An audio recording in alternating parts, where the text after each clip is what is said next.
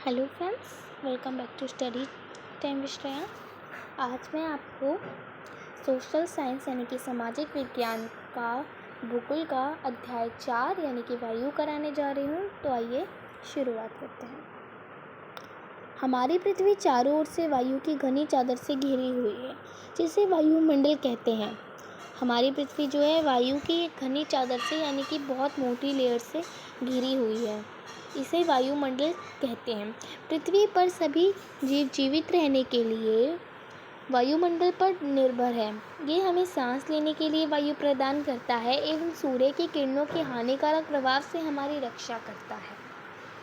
अब जो अर्थ है उस पर सारे ऑल लिविंग ऑर्गेनिज्म वायुमंडल पर डिपेंडेंट है सर्वाइव करने के लिए, बिकॉज सांस लेने के लिए वह हमें वायु प्रोवाइड करता है और सूर्य की जो हार्मफुल रेजेस होती है उससे हमें प्रोटेक्ट करता है। यदि सुरक्षा की यह चादर ना हो तो हम दिन के समय सूर्य की गर्मी से तप्त होकर जल सकते हैं एवं रात के समय ठंड से जम सकते हैं। अगर सूर्य की गर्मी से तप्त होकर हम जल जाएंगे अगर ये चादर ना हो, और रात के समय ठंड से जम भी सकते हैं। अतः यह वह वायु राशि है जिसने पृथ्वी के तापमान को रहने योग्य बनाया है। अब इसमें बोल रहे कि ये एक ऐसी वायु राशि है जिसने पृथ्वी के तापमान को यानी कि रहने योग्य बनाया है। अब नीचे देखिए वायुमंडल का संगठन। क्या आप जानते हैं कि जिस वायु का उपयोग हम सांस लेने के लिए करते हैं वास्तव में वह अनेक गैसों का मिश्रण है।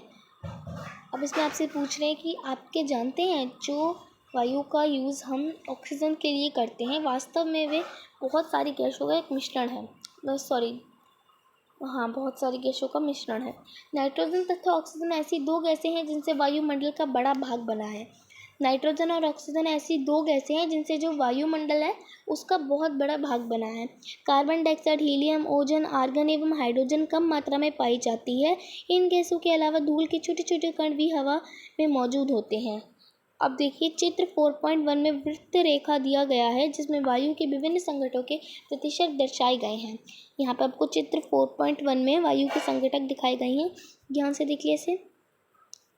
इसमें कार्बन डाइऑक्साइड 0.03 है, आर्गन 0.93% है जो येलो येलो सी लाइन है, अन्य सभी 0.04% है, ऑक्सीजन 21% है, नाइट्रोजन 78% है। अब नीचे देखिए नाइट्रोजन वायु में सर्वाधिक पाई जाने वाली गैस। अब जो नाइट्रोजन है वो वायु में सर्वाधिक यानी कि अधिक पाई जाने वाली गैस है। जब हम सांस लेते हैं तब फेफड़ों में कुछ नाइट्रोजन भी ले जाते हैं। जब भी हम सांस लेते हैं तो फेफड़े जो होते हैं लंग्स उसमें कुछ नाइट्रोजन भी ले लेते हैं, फिर उसे बाहर निकाल देते हैं। परंतु पौधे अपने जीवन के लिए नाइट्रोजन की आवश्यकता होती है पौधों को अपने जीवन के लिए नाइट्रोजन की आवश्यकता होती है। वे सीधे वायु से नाइट्रोजन नहीं ले पाते हैं। मृदा तथा कुछ पौधों की जड़ों में रहने वाले जीवाणु वायु से नाइट्रोजन लेकर इसका स्वरूप बदल देते हैं जिससे पौधे इसका प्रयोग कर सकें। इसमें बताया गया कि नाइट्रोजन हम फेफड़ों से बाहर हम नाइट्रोजन भी ले लेते हैं सांस लेने के साथ साथ और फेफड़ों से बाहर निकाल देते हैं। परंतु पौधे अपने जीवन के लिए नाइट्रोजन की आवश्यकता होती है। वे सीधे वायु से नाइट्रोजन नहीं ले सकते क्योंकि वे कार्बन डाइऑक्साइड लेते हैं। कुछ मृदा जो हमने पढ़ा था साइंस के चैप्टर 1 न्यूट्रिशन एंड प्लांट्स में, ये क्रॉप्स में रहने वाले जो बैक्टीरिया होते हैं राइजोबियम, वो नाइट्रोजन प्लांट्स को यूजफुल फॉर्म में कन्वर्ट करके देते हैं और प्लांट्स इसका यूज़ करते हैं, बल्कि कि प्लांट्स उन्हें बदले में कुछ देते भी हैं और इसी रिलेशनशिप को हम सिम्बायोटिक कहते हैं। ये हमने साइंस चैप्टर 1 में पढ़ लिया है। अब नीचे देखिए ऑक्सीजन वायु में प्रचुरता से मिलने वाली दूसरी गैस है। मनुष्य तथा पशु सांस लेने में वायु से ऑक्सीजन प्राप्त करते हैं। हरे पादप प्रकाश संश्लेषण द्वारा ऑक्सीजन उत्पन्न करते हैं। इस प्रकार वायु में ऑक्सीजन की मात्रा समान बनी रहती है। यदि हम वृक्ष काटते हैं तो यह संतुलन बिगड़ जाता है। अब इसमें बता रहा है कि ऑक्सीजन वायु में मिलने वाली एक दूसरी गैस। मनुष्य तथा पशु सांस लेने में वायु से ऑक्सीजन प्राप्त करते हैं। जो ग्रीन प्लांट्स होते हैं वो फोटोसिंथेसिस का प्रोसेस करके ऑक्सीजन को उत्पन्न करते हैं, रिलीज करते हैं। इस प्रकार वायु में ऑक्सीजन की मात्रा हमेशा एक ही समान बनी रहती है। यदि अगर हम वृक्ष यानी कि पेड़ काट देते हैं तो ये बैलेंस जो है वो बिगड़ जाता है। कार्बन डाइऑक्साइड अन्य महत्वपूर्ण गैस है। हरे पादप अपने भोजन के रूप में कार्बन डाइऑक्साइड का प्रयोग करते हैं और ऑक्सीजन वापस देते हैं। मनुष्य और पशु कार्बन डाइऑक्साइड बाहर निकालते हैं। अब इसमें बोल रहा है कि कार्बन डाइऑक्साइड एक ऐसी महत्वपूर्ण गैस है जो ग्रीन प्लांट्स होते हैं अपने भोजन के रूप में कार्बन डाइऑक्साइड का प्रयोग करते हैं और ऑक्सीजन को वापस दे देते हैं। मनुष्य और पशु कार्बन डाइऑक्साइड को बाहर निकालते हैं। मनुष्य तथा पशु द्वारा बाहर छोड़े जाने वाली कार्बन डाइऑक्साइड की मात्रा पादपों द्वारा प्रयोग की जाने वाली गैस के बराबर होती है, जिससे यह संतुलन बना रहता है। परंतु यह संतुलन कोयला तथा खनिज तेल आदि ईंधनों के जलाने से गड़बड़ा जाता है। वे वायुमंडल में प्रतिवर्ष करोड़ों टन कार्बन डाइऑक्साइड की बढ़ोतरी करते हैं। परिणाम स्वरूप कार्बन डाइऑक्साइड का बढ़ा हुआ आयतन पृथ्वी पर मौसम तथा जलवायु को प्रभावित करता है। इसमें कह रहा है कि जो मनुष्य तथा पशुओं द्वारा बाहर निकल छोड़ी जाने वाली जो कार्बन डाइऑक्साइड है वो हरे पादप लेते हैं। यह संतुलन समान बना रहता है, परंतु यह संतुलन तब बिगड़ता है जब कोयला खनिज आदि ईंधनों से जलाने से ये बिल्कुल गड़बड़ा जाता है, यानी कि बिगड़ जाता है। वायुमंडल में प्रति वर्ष करोड़ों टन कार्बन डाइऑक्साइड की बढ़ोतरी हो रही है। परिणाम स्वरूप कार्बन डाइऑक्साइड का बढ़ा हुआ आयतन पृथ्वी पर मौसम तथा जलवायु को भी प्रभावित कर रहा है। अब चलिए पेज नंबर चलते हैं। अब हम नेक्स्ट पेज पे आ गए। वायुमंडल की संरचना। हमारा वायुमंडल 5 परतों में विभाजित है। अब जो हमारा वायुमंडल है वह 5 परतों में बांटा गया है, जो पृथ्वी की सतह से आरंभ होती हैं। ये है शोभमंडल, समतापमंडल, मध्यमंडल, बाहिर्मंडल एवं बाहिर वायुमंडल एवं बाहिर्मंडल। अब जो हमारा वायुमंडल है वो 5 परतों में यानी कि डिवाइड किया गया है, जो पृथ्वी की सतह से यानी कि शुरू होती है। अब देखो कौन कौन सी होती है। सबसे पहली होती है शोभमंडल। यहाँ पे आपको चार्ट भी दिखाया गया एक डायग्राम से। पहले सबसे आती है शोभमंडल। देखो यहाँ पे है ना शोभमंडल। ये शोभ सीमा है यानी कि खत्म हो रही है। फिर उसके बाद समताप मंडल दूसरी, ये समताप सीमा है, यहाँ तक खत्म होती है। फिर मध्य मंडल शुरू होती है, मध्य सीमा खत्म होके बाहर वायुमंडल शुरू होती है। फिर उसके बाद बाहिर मंडल लास्ट होती है। तो यहाँ से पूरा ये खत्म होता है। ये 5 लेयर होती हैं वायुमंडल में। अब पढ़ेंगे हम शोभमंडल के बारे में, जो वायुमंडल की सबसे पहली लेयर है, परत है शोभमंडल। यह परत वायुमंडल की सबसे महत्वपूर्ण परत है। औसत ऊंचाई 13 किलोमीटर। हम इसी मंडल में मौजूद वायु में सांस लेते हैं। अब इसमें बोल रहा है शोभमंडल एक वायुमंडल की सबसे इम्पोर्टेंट लेयर है। इसकी औसत ऊंचाई जो है 13 किलोमीटर है। हम इसी मंडल में मौजूद वायु में सांस लेते हैं। मौसम की लगभग सभी घटनाएं जैसे वर्षा, कोहरा एवं ओलावर्षण इसी परत के अंदर होती है। जो मौसम की ऑलमोस्ट जितनी भी घटनाएं होती हैं यानी कि बारिश आना, कोहरा होना, ओले गिरने, ये सब इसी वायु परत के अंदर होता है। अब देखो समताप मंडल। शोभमंडल के ऊपर का भाग समताप मंडल कहलाता है। यह लगभग 50 किलोमीटर की ऊंचाई तक फैला है। शोभमंडल के ऊपर के भाग को हम समताप मंडल कहते हैं और यह लगभग 50 किलोमीटर की ऊंचाई तक फैला हुआ है। यह परत बादलों एवं मौसम संबंधी घटनाओं से लगभग मुक्त होती है। यह परत जो होती है इनमें ना कोई बादल होते हैं ना कोई मौसम संबंधी घटनाएं होती हैं, ये उनसे मुक्त होती है। इसके फलस्वरूप यहाँ की परिस्थितियाँ हवाई जहाज उड़ाने के लिए आदर्श होती है। यहाँ इस परत के अंदर हम हवाई जहाज उड़ाते हैं, जो हम देखते नहीं हैं एरोप्लेन वगैरह उड़ते हैं, वो इसी परत के अंदर यानी कि समताप मंडल के अंदर उड़ते हैं। यहाँ पे कोई मौसमी घटनाएं नहीं होती जिससे कि हवाई जहाज उड़ाना आदर्श माना जाता है। समताप मंडल की एक महत्वपूर्ण विशेषता यह है कि इसमें ओजोन गैस की परत होती है। समताप मंडल की एक महत्वपूर्ण विशेषता यह है कि इसमें ओजोन की परत होती है, ओजोन गैस की परत होती है। यह परत सूर्य से आने वाली हानिकारक गैसों से हमारी रक्षा करती है। यह जो परत होती है सन से निकलने वाली हार्मफुल हीट से हमारी को प्रोटेक्ट करती है। अब देखिए तीसरी परत मध्यमंडल। वायुमंडल की तीसरी परत मध्यमंडल के बारे में पढ़ते हैं। ये वायुमंडल की तीसरी परत है। ये समताप मंडल के ठीक ऊपर होती है। यह लगभग 80 किलोमीटर की ऊंचाई तक फैली है। अंतरिक्ष प्रवेश करने वाला उल्कापिंड इस परत में आने पर जल जाता है। मध्यमंडल वायुमंडल की तीसरी परत है, थर्ड परत लेयर है। ये समताप मंडल के बिल्कुल ठीक ऊपर होती है। यह लगभग बिल्कुल 80 किलोमीटर की ऊंचाई तक फैली हुई है। अंतरिक्ष में प्रवेश करने वाला जो स्पेस में प्रवेश करने वाला उल्कापिंड है वो इस परत में आने पर जल जाता है। बाहर वायुमंडल में बढ़ती ऊंचाई के साथ तापमान अत्यधिक तीव्रता से बढ़ता है। बाहर जो वायुमंडल होता है यार, बाहर वायुमंडल का मतलब है आउटर वायुमंडल। बाहर का मतलब होता है, बाहर संस्कृत वर्ड है, इसे हिंदी वर्ड में भी लाया गया है। इसका मतलब होता है आउटर यानी कि बाहर। बाहर वायुमंडल में बढ़ती ऊंचाई के साथ तापमान जो है अधिक तीव्रता से यानी कि आगे बढ़ता है। आयन मंडल इस परत का एक भाग है। ये 80 से 400 किलोमीटर तक फैला हुआ है। रेडियो संचार के लिए इस परत का उपयोग किया जाता है। वास्तव में पृथ्वी से प्रसारित रेडियो तरंगें इस परत द्वारा पुनः पृथ्वी पर परिवर्तित कर दी जाती है।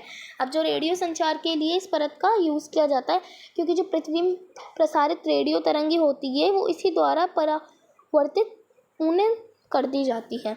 अब पढ़ते हैं बाहर मंडल के बारे में। सबसे आखिरी परत है ये वायुमंडल की। वायुमंडल की सबसे ऊपरी परत को बाहर मंडल के नाम से जाना जाता है। ये वायु की एक पतली परत होती है, एक पतली सी लेयर होती है। हल्की गैस जैसे हीलियम एवं हाइड्रोजन यहीं से अंतरिक्ष में तैरती रहती हैं। अब हम पढ़ेंगे मौसम एवं जलवायु। क्या आज वर्षा होगी? क्या आज दिन साफ होगा? क्या आज धूप निकलेगी? कितनी ही बार हमने क्रिकेट प्रेमियों के मुंह से एक दिवसीय मैच के भविष्य पर अनुमान लगाते सुना है। यदि हम कल्पना करें कि हमारा शरीर एक रेडियो है और मस्तिष्क उसके स्पीकर, तो मौसम वह है जो उसके नियंत्रण बटनों से छेड़छाड़ करता रहता है। इसका मतलब है, हमने तो ये बहुत बार सुना है कि क्रिकेट प्रेमियों के मुंह से कि आज वर्षा होगी, आज दिन साफ होगा, धूप निकलेगी। एक दिवसीय मैच के भविष्य पर वे अनुमान लगाते हैं। यदि हम कल्पना करें कि हमारा जो बॉडी है वो एक रेडियो है और मस्तिष्क उसके स्पीकर, तो मौसम वह है जो इसके नियंत्रण बटनों से छेड़छाड़ करता रहता है। मौसम वायुमंडल की प्रत्येक घंटे तथा दिन प्रतिदिन की स्थिति होती है। मौसम जो वायुमंडल की प्रत्येक घंटे या फिर दिन प्रतिदिन की एक स्थिति होती है। आर्द्र एवं गर्म मौसम किसी को भी चिड़चिड़ा बना देता है। आर्द्र और गर्म मौसम किसी को भी ना चिड़चिड़ा बना देता है। अच्छा वेदर मौसम हमें आनंद देता है और घूमने की योजना भी बना सकते हैं। मौसम नाटकीय रूप से दिन प्रतिदिन बदलता है, किंतु दीर्घ काल में किसी स्थान का औसत मौसम उस स्थान की जलवायु बताता है। क्या अब आप समझ गए कि हम मौसम का दैनिक पूर्वानुमान क्यों करते हैं? अब पढ़ेंगे हम तापमान। आप प्रतिदिन जिस तापमान का अनुभव करते हैं वह वायुमंडल का तापमान होता है। वायु में मौजूद ताप एवं शीतलता के परिमाण को तापमान कहते हैं। इसमें बोल रहे हैं कि आप प्रतिदिन जिस तापमान का अनुभव फील करते हैं वे वायुमंडल का तापमान होता है। वायु में मौजूद ताप एवं शीतलता, ठंडक, वे उसका परिमाण को तापमान कहते हैं। वायुमंडल का तापमान केवल दिन और रात में ही नहीं बल्कि ऋतुओं के अनुसार भी बदलता है। शीत ऋतु की अपेक्षा ग्रीष्म ऋतु ज़्यादा गर्म होती है। वायुमंडल का तापमान जो होता है वो सिर्फ दिन रात में ही नहीं बदलता बल्कि कि ऋतुओं के अनुसार भी बदलता है। शीत ऋतु की अपेक्षा में ग्रीष्म ऋतु ज़्यादा गर्म होती है। ठंडी ऋतुओं की अपेक्षा में जो गर्म ऋतु होती हैं वो ज़्यादा ही गर्म होती है। आतपन एक महत्वपूर्ण कारक है जो तापमान के वितरण को प्रभावित करता है। सूर्य से आने वाली वह ऊर्जा जिसे पृथ्वी रोक लेती है आतपन कहलाती है। आतपन एक महत्वपूर्ण इम्पोर्टेंट कारक है जो तापमान के वितरण को प्रभावित करता है। सूर्य से आने वाली यह ऊर्जा जिसे पृथ्वी रोक लेती है वह आतपन कहलाती है। आतपन सूर्य ताप की मात्रा भूमध्य रेखा से ध्रुवों की ओर घटती है, इसलिए तापमान उसी प्रकार घटता जाता है।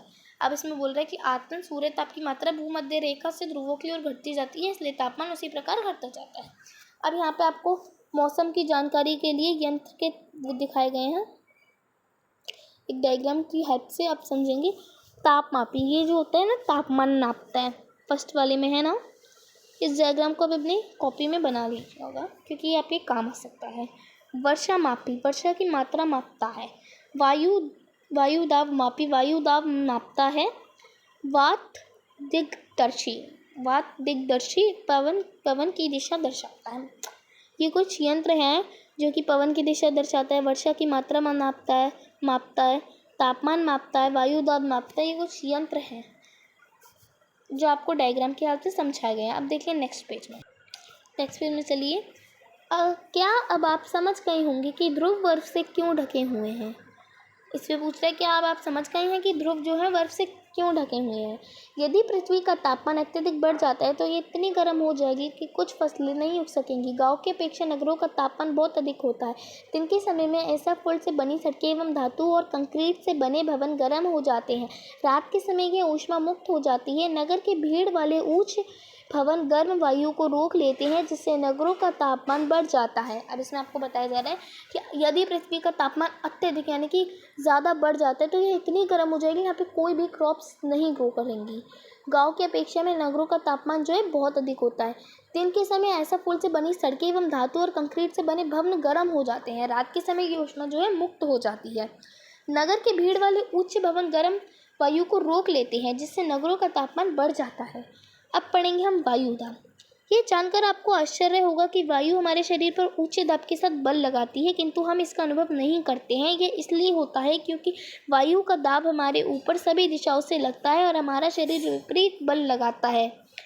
आप देखिए वायु दाब में ये बोल रहा है कि यह जानकर आपको बिल्कुल आश्चर्य होगा कि वायु हमारे शरीर पर उच्च दाब के साथ बल लगाती है, किंतु इसका अनुभव हम नहीं कर पाते। ऐसा इसलिए होता है क्योंकि वायु का दाब हमारे ऊपर सभी दिशाओं से लगता है और हमारा शरीर जो है वो भी बहुत ही विपरीत बल लगाता है। पृथ्वी की सतह पर वायु के भार द्वारा लगाया गया दाब वायु दाब कहलाता है। वायुमंडल में ऊपर की ओर जाने पर दाब तेजी से गिरने लगता है। समुद्र स्तर पर वायु दाब सर्वाधिक होता है और ऊंचाई पर जाने पर यह घटता जाता है। बोल पृथ्वी की सतह पर जो है वायु के भार द्वारा लगाया गया दाब वायु दाब कहलाता है। वायुमंडल के ऊपर की ओर जाने से दाब तेजी से जो है नीचे गिरने लगता है। समुद्र स्तर पर वायु का दाब बहुत ही ज़्यादा हो जाता है और ऊंचाई पर जाने से ये घटता जाता है, कम होता जाता है। वायु दाब का क्षैतिज वितरण किसी स्थान पर उपस्थित वायु के ताप द्वारा प्रभावित होता है।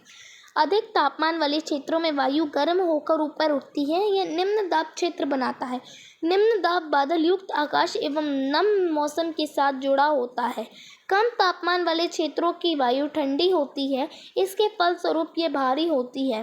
भारी वायु निम्नजित होकर उच्च दाब क्षेत्र बनाती है। उच्च दाब के कारण स्पष्ट एवं स्वच्छ आकाश होता है। वायु सदैव उच्च दाब क्षेत्र से निम्न दाब क्षेत्र की ओर गमन करती है।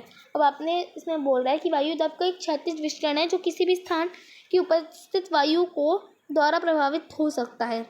अधिक तापमान वाले क्षेत्रों में वायु जो है गर्म होकर वह ऊपर उठती है। ये निम्न दाब क्षेत्र बनाता है। निम्न दाब बादल युक्त आकाश एवं नम मौसम से जुड़ा होता है। कम तापमान वाले क्षेत्रों की वायु जो है ठंडी होती है, इसके फलस्वरूप ये भारी भी हो जाती है। भारी वायु निम्नजित होकर दाब क्षेत्र बनाती है। उच्च दाब के कारण स्पष्ट आकाश जो है वो स्वच्छ हो जाता है। वायु सदैव उच्च दाब क्षेत्र में से निम्न क्षेत्र की ओर गमन करती रहती है। पवन। अब हम पढ़ेंगे पवन के बारे में। उच्च दाब क्षेत्र से निम्न दाब क्षेत्र की ओर वायु की गति को पवन कहते हैं। इसमें बता रहा है जो उच्च दाब क्षेत्र से निम्न दाब क्षेत्र की और वायु की गति को हम पवन कहते हैं। आप पवन को काम करते देख सकते हैं। हम जो है पवन को काम करते देख सकते हैं।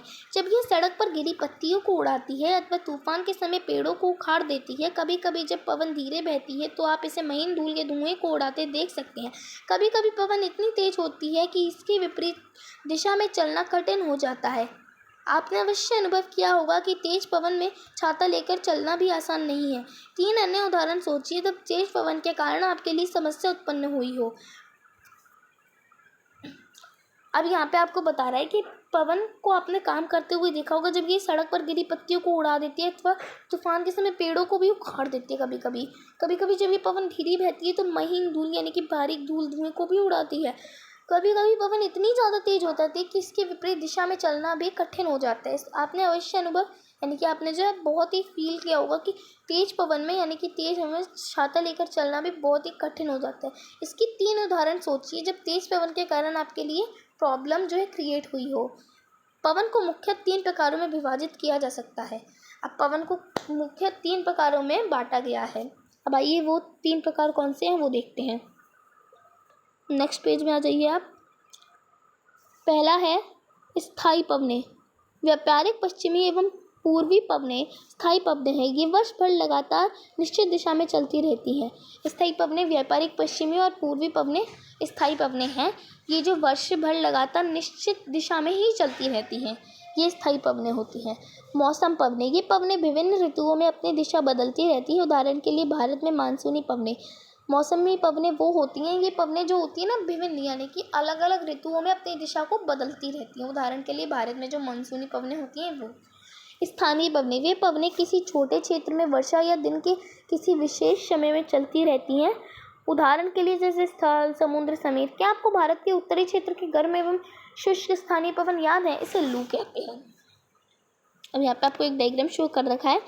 ये प्रमुख वायुदाब पेटियां हैं जो आपको इसमें शो करी जा रही हैं। एक बार इसे भी ध्यान से देख लीजिए। फिर आज चलते हैं नेक्स्ट पेज पे अपने। अब आप नेक्स्ट पेज पर आ जाइए। फिर देखिए आर्द्रता। जब जल पृथ्वी एवं विभिन्न जलाशयों से वाष्पित होता है तो ये जल वाष्प बन जाता है। वायु में किसी भी समय जल वाष्प की मात्रा को आर्द्रता कहते हैं। जब वायु में जल वाष्प की मात्रा अधिक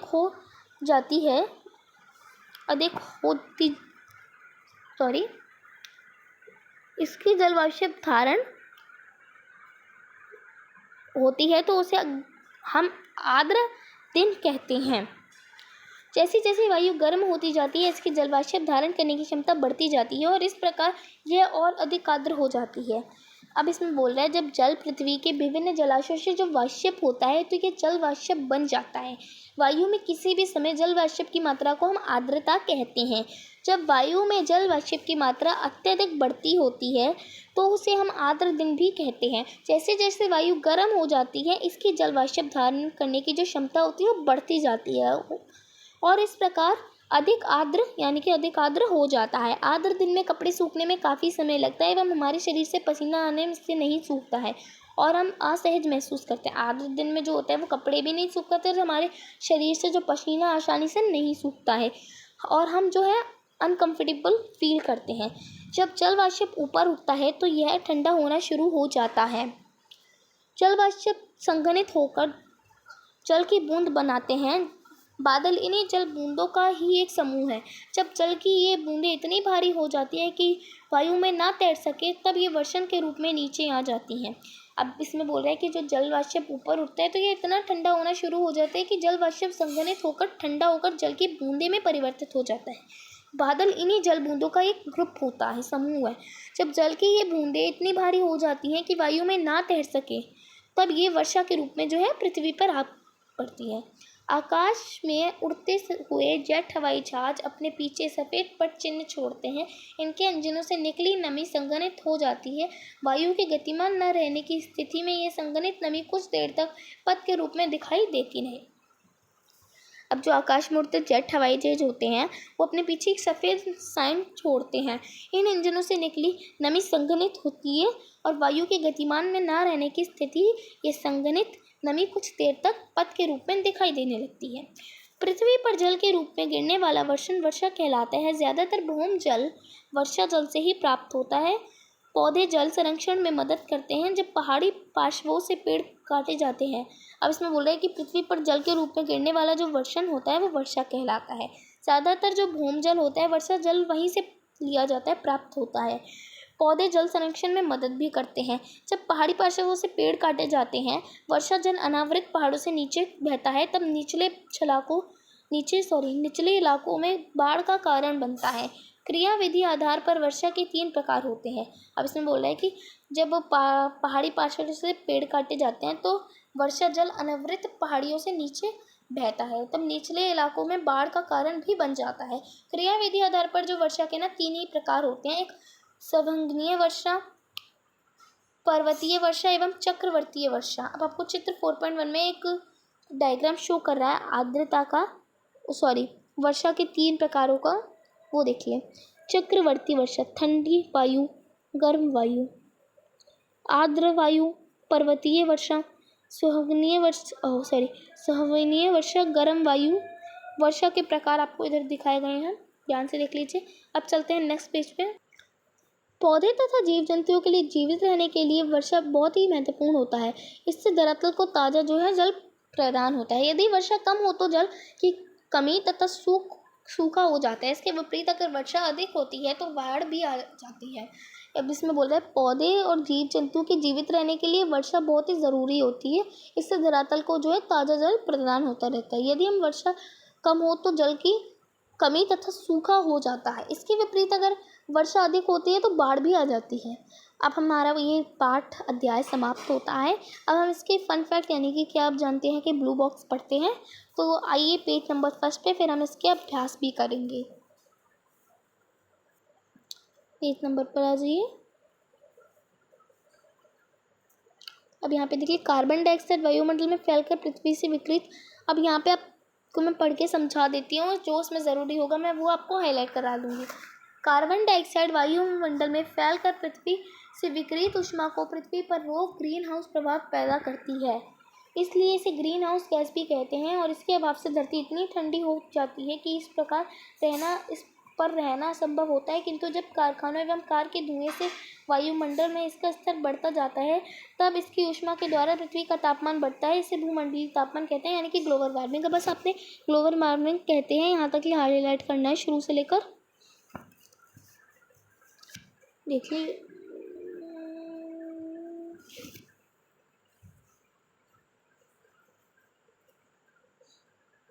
सब हाईलाइट कर लेंगे। कार्बन डाइऑक्साइड वायुमंडल में फैलकर जो है पृथ्वी से विकृत ऊष्मा को पृथ्वी पर रोक लेती है। इससे ग्रीन हाउस प्रभाव जो है पैदा होने लगता है, इसलिए इसे ग्रीन हाउस गैस भी कहते हैं। और इसके अभाव से धरती इतनी ठंडी हो जाती है कि इस पर रहना असंभव होता है। किंतु जब कारखानों एवं कार के धुएं में वायुमंडल पर इसका स्तर बढ़ता है, तब इसकी ऊष्मा के द्वारा पृथ्वी का तापमान बढ़ता है, और इसे भूमंडलीय तापमान यानी कि ग्लोबल वार्मिंग कहते हैं। भूमंडलीय तापमान इसे हिंदी में कहते हैं, ग्लोबल वार्मिंग इसे इंग्लिश में कहते हैं, ये याद रखना। यहाँ तक आपको पूरा हाईलाइट कर लेना है जितना मैंने बताया है, समझाया है। फिर अब चलते हैं नेक्स्ट पेज के। बिल्कुल आप नेक्स्ट पेज पर आ जाइए। ये आपको पूरा कर लेना होगा। जब वायु गर्म होती है, जब वायु गर्म हो जाती है तो फैलती है और हल्की होकर ऊपर उठने लगती है। ठंडी वायु सघन और भारी होती है, इसलिए हमें नीचे रहने की प्रवृत्ति होती है। नीचे रहने की प्रवृत्ति होती है। गर्म वायु के ऊपर उठने पर आसपास के क्षेत्रों में ठंडी वायु रिक्त स्थान को भरने लग जाती है और वहां जाती है। इस प्रकार वायु चक्र चलता रहता है। ठीक है, ये आपको पूरा हाईलाइट कर लेना है, जितना भी पूरा हाईलाइट कर लेंगे आप। अब आइए पेज नंबर 23 पर। यहाँ पे नीचे देखिए, ये वाले बॉक्स में कुछ है नहीं काम का। क्या आप जानते हैं कि ब्लू बॉक्स में, यह जानकर आपको आश्चर्य होगा कि पृथ्वी सूर्य की ऊर्जा के 200 मिलियन भाग का केवल 1 भाग 2 अरब बब्बा ही प्राप्त करती है। अभी आप जानकर आपको आश्चर्य होगा कि जो पृथ्वी सूर्य की ऊर्जा का सिर्फ 200 मिलियन भाग का केवल 1 भाग यानी कि 2 अरबा ही प्राप्त करती है। ये आपको पूरा हाईलाइट कर लेना है।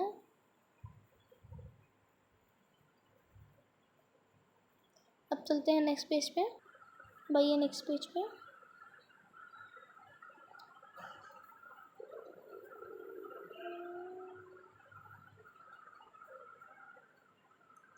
देखो, तापमान को मापने की मानक इकाई डिग्री सेल्सियस होती है। इसका आविष्कार किसने किया था? एंडर्स सेल्सियस ने किया था। सेल्सियस पैमाने पर जल 0.0 सेल्सियस पर जमता है एवं 100 सेल्सियस पर उबलता है। अब इसमें आपको बता रहा है कि तापमान मापने का जो मानक इकाई डिग्री सेल्सियस है, इसका आविष्कार किसने किया था? एंडर्स सेल्सियस ने किया था। सेल्सियस पैमाने जल 0 सेल्सियस पर जमता है और एवं 100 सेल्सियस पर उबलता है। ये आपको पूरा हाईलाइट कर लेना है। यह MCQs या फिलिप्स के तौर पे आप पे आएगा। अब देखिए नेक्स्ट फन फैक्ट। क्या आप जानते हैं कि चांद पर वायु नहीं है, अतएव वहाँ वायु दाब भी नहीं है। अंतरिक्ष यात्री जब चांद पर जाते हैं तो वे विशेष रूप से सुरक्षित हवा से भरी हुई अंतरिक्ष पोशाक पहनते हैं। यदि वे इस अंतरिक्ष पोशाक को ना पहने तो अंतरिक्ष यात्रियों के शरीर द्वारा विपरीत बल लगाने के कारण उनकी रक्त शिराएं फट सकती है, जिससे अंतरिक्ष यात्री रक्त स्रावित हो सकते हैं। इसमें आपको कह रहा है कि चांद पर जो है वायु नहीं है, अतएव वहाँ वायु दाब भी नहीं है। अंतरिक्ष यात्री जब भी चांद पर जाते हैं तो वो विशेष रूप से सुरक्षित हवा से भरी हुई एक अंतरिक्ष ड्रेस पहनते हैं, पोशाक पहनते हैं। यदि वे अंतरिक्ष पोशाक ना पहने तो यात्रियों के शरीर द्वारा विपरीत बल वायु पर बल लगाने के कारण उनकी जो रक्त स्राएं होती हैं वो फट जाएंगी और जिससे कि रक्त स्रावित हो सकते हैं, यानी कि बहुत ज़्यादा ब्लीडिंग हो सकती है। यह आपको यहाँ तक हाईलाइट कर लेना है। चांद पर वायु नहीं है, अतएव यहाँ वायु दाब भी नहीं है। अंतरिक्ष यात्री जब चांद पर जाते हैं तो वे विशेष रूप से सुरक्षित हवा से भरी हुई अंतरिक्ष पोशाक पहनते हैं। यदि वे इस अंतरिक्ष पोशाक को ना पहने तो अंतरिक्ष यात्रियों के शरीर द्वारा विपरीत बल लगाने के कारण उनकी रक्त शिराएं फट सकती हैं, जिससे अंतरिक्ष यात्री प्रभावित हो सकते हैं। बस आपने चांद पर वायु नहीं है यहाँ तक हाईलाइट कर लेना है कि आप जानते हैं, यहाँ से नहीं, ये हटा देना है। अब देखते हैं नेक्स्ट फन फैक्ट यानी कि नेक्स्ट ब्लू बॉक्स। क्या आप जानते हैं पवन का नाम उसकी आने की दिशा के आधार पर निर्धारित होता है। उदाहरण के लिए पश्चिम से आने वाली पवन को पश्चिमी पछुआ पवन कहते हैं। क्या आपको पता है कि जो पवन का नाम होता है वो उसके आने की दिशा से आधार पर निर्धारित होता है। उदाहरण के लिए पश्चिम से जो आने वाली पवन होती है उसे पश्चिमी यानी कि पछुआ पवन कहते हैं। ये आपको पूरा हाईलाइट कर लेना है। अब देखिए नेक्स्ट पेज पर, अब सीधा पेज नंबर 27 पर आइए। वर्षण के दूसरे रूप हिम वृष्टि तथा ओला है। ये भी आपको पूरा हाईलाइट कर लेना है। बस यहीं से हमारे फन फैक्ट पे हाईलाइटेशन जो था ब्लू बॉक्स पे हाईलाइट खत्म हो चुका है। अब इसका अभ्यास कार्य करते हैं। आइए मैं सबसे पहले आपको ये समझा देती हूँ अभ्यास, फिर मैं आपको इसके सोल्यूशन दिखाऊंगी, फिर आप फटाफट से स्क्रीनशॉट लेके नोट कर लीजिएगा। निम्न प्रश्नों के उत्तर दीजिए। वायुमंडल क्या है? अब जो वायुमंडल है वो क्या है? वायुमंडल तो अपने पेज नंबर 1 पे पढ़ा था। हमारी पृथ्वी चारों ओर से वायु की एक घनी चादर है जिससे वायुमंडल कहते हैं। पृथ्वी पर सभी जीव जीवित रहने के लिए वायुमंडल पर ही डिपेंड है। हमें सांस लेने के लिए, क्योंकि वे वायु प्रोवाइड करता है और सूर्य की हानिकारक रेजों से हमें प्रोटेक्ट भी करता है। वायुमंडल का अधिकतर भाग किन दो गैसों में बटा है? नाइट्रोजन एवं ऑक्सीजन ऐसी दो गैसें हैं जिनमें वायुमंडल का अधिकतर भाग बटा हुआ है। वायुमंडल में कौन सी गैस हरित प्रभाव पैदा करती है? इसको मैं आपको सोल्यूशन में दिखाऊंगी। मौसम किसे कहते हैं? किसी भी निश्चित दिशा से आने वाली पवन को मौसम कहते हैं। वर्षा की 3 प्रकार लिखती है। वर्षा के संघीय वर्षा, पर्वतीय वर्षा एवं चक्रवर्ती वर्षा की आपने अभी यहाँ पे देखी थी। यही है वर्षा के 3 प्रकार। चाहे तो आप इसकी डिफाइन भी लिख दीजिएगा। वायुदाब क्या है? वायुदाब क्या है? पृथ्वी की सतह पर वायु के भार द्वारा लगाया गया दाब ही वायुदाब कहलाता है। अब देखिए इसकी सही उत्तर चिन्हित कीजिए वाले MCQs। निम्नलिखित में से कौन सा गैस हमें सूर्य के हानिकारक किरणों से बचाती है? अब आपको बताना है इनमें से कौन सी गैस जो हमें सन की हानिकारक यानी कि हार्मफुल रेजेस से प्रोटेक्ट करती है, वो है ओजोन। वायुमंडल की सबसे महत्वपूर्ण परत कौन सी है? क्षोभमंडल। वायुमंडल की सबसे महत्वपूर्ण परत कौन सी है? क्षोभमंडल है। वायुमंडल निम्न परतों में कौन सी बादल विहीन है? वायुमंडल की जो निम्न परतें हैं वो कौन सी बादल विहीन है? समतापमंडल। वायुमंडल की परतों में जब हम ऊपर जाते हैं तब वायुदाब जो है वो घटता है। जब वृष्टि तरल रूप में पृथ्वी पर आती है उसे हम कहते हैं वर्षा। अब देखिए निम्नलिखित स्तंभों को मिलाकर सही जोड़े बनाइए। व्यापारिक पवनें जो होती हैं वह स्थायी व्यापारिक पवनें, लू, मानसून पवनें, सूर्य से आने वाली ऊर्जा, ये भी मैचअप्स हैं जो मैं आपको सोल्यूशन में शो करूंगी। फिर अब देखिए कारण बताइए। आर्द्र दिन में जो गीले कपड़े होते हैं वो क्यों नहीं सूख पाते? अधिक समय क्यों लेते हैं? यहाँ भी शो करने वाली हूँ आपको। भूमध्य रेखा से ध्रुवों की ओर जाने पर तापमान की मात्रा घटती जाती है। अब इसका आपको कारण स्पष्ट करना है, तो मैं अभी आपको फटाफट से सोल्यूशन शो करती हूँ। आप स्क्रीनशॉट लेके अपनी कॉपी में नोट करने लग जाइएगा। अब यहाँ पे मैं आपको आंसर शो कर रही हूँ। अगर आपको बुक में ही आंसर मिल गया तो अच्छी बात है, आप बुक से भी लिख सकते हैं। हाँ, अगर आपको आंसर आते हैं तो वो भी ठीक है, आप उससे भी लिख सकते हैं अपने मन का आंसर। अभी देखिए वायुमंडल का तो आपको पेज 1 पे पहली लाइन में मिल जाएगा। वायुमंडल का अधिकतर किन दो भागों में बांटा गया है? यहाँ पे 2 ही बताने थे। वायुमंडल में सबसे अधिक पाई जाने वाली 2 गैसें नाइट्रोजन एवं ऑक्सीजन।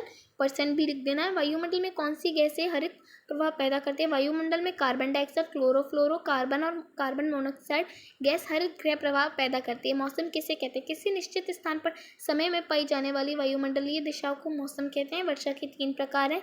वर्षा के प्रकार सौभाग्नीय वर्षा, चक्रवर्तीय वर्षा, पर्वतकृत वर्षा।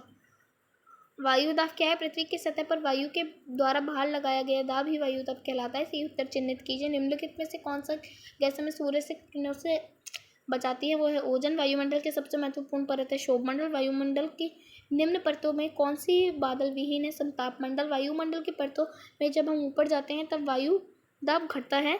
जब वृष्टि तरल पदार्थ में पृथ्वी आती है तो उसे हम वर्षा कहते हैं। अब देखिए मैचअप्स। निम्नलिखित स्तंभों को मिलाकर सही जोड़े बनाइए। व्यापारिक पवने, स्थायी पवने, लू, स्थानीय पवने, मानसून, मौसमी पवने, पवन, पवन की क्षैतिज गति। अब देखिए कारण बताइए। आर्द्र दिन में गीले कपड़े सूखने में अधिक समय क्यों लगता है? वर्षा ऋतुओं में ही अक्सर आर्द्र दिन होते हैं और आर्द्र दिनों में हवा में जल वाष्प की मात्रा या नमी की मात्रा अधिक होती है। यह हवा में जल वाष्प की मात्रा या नमी गीले कपड़े को जल्दी नहीं सूखने देती। भूमध्य रेखा की ओर जाने पर तापमान की मात्रा घटती क्यों है? भूमध्य रेखा और वर्षा पर सूर्य की किरणें सीधी पड़ती हैं, लेकिन जैसे जैसे भूमध्य रेखा में से उत्तर दक्षिण की ओर जाते हैं तो सूर्य की जो किरणें होती हैं वो तिरछी पड़ने लगती है। यही कारण है कि भूमध्य रेखा में ध्रुवों की ओर जाने से तापमान की मात्रा घटती रहती है।